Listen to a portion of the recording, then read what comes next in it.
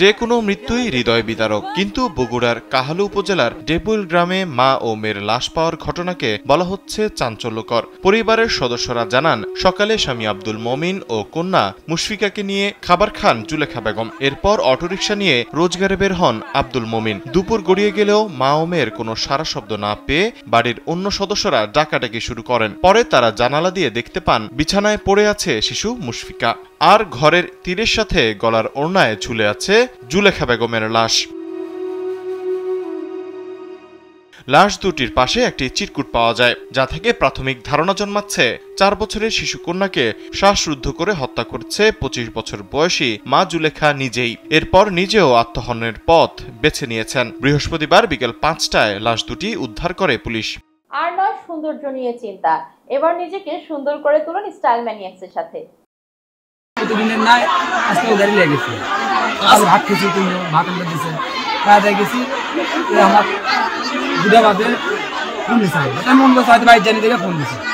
আমার কোথায় বছর কোনো দরজা খুলিচ্ছে না, বা খুলিচ্ছি দরজা লাগে দেওয়া, দরজা লাগে দেওয়া বা ডাকিচ্ছি, দুধ আসতে আও করছে না। তাড়াতাড়ি বাড়িতে বা খুঁজে আসছে, তাড়াতাড়ি বাড়িতে হয় বাড়িতে আসা এটি আসতেই কে জানো ওই দরজা দেখেছে, আর এটা দেখছি আর নাই। পুলিশ জানায়, জুলেখা ও মুশফিকার মরদেহের পাশে একটি চিরকুট পাওয়া যায়। তাতে লেখা ছিল, আমি আমার মেয়েকে হত্যা করে আত্মহত্যা করলাম, আমাদের এই মৃত্যুর জন্য কেউ দায়ী নয়। ঘটনাটি রহস্যজনক বলে জানিয়েছে পুলিশ। রহস্য উদ্ঘাটনে তদন্ত শুরু হয়েছে বলে জানান কাহালু থানার অফিসার ইনচার্জ মোহাম্মদ শাহিনুজ্জামান।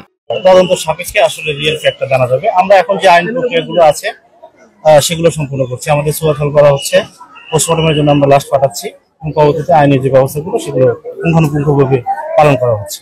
আচ্ছা, স্বামী কিংবা পারিবারিক কলহ এরকম এই ধরনের কোনো তথ্য আসলে প্রাথমিকভাবে পাওয়া যায় নাই। তার স্বামী একজন অটো চালক, সে সকালে আসলে খাওয়া দাওয়া শেষে অটো চালাতে চলে গেছে, কিন্তু আশেপাশে সবাই কেউ আসলে এই ব্যাপারে কোনো কিছু বলতে পারছে না, প্রাথমিকভাবে কেউ কিছু জানাতে পারছে না এই ধরনের কোনো ঘটনা ঘটেছে কিনা।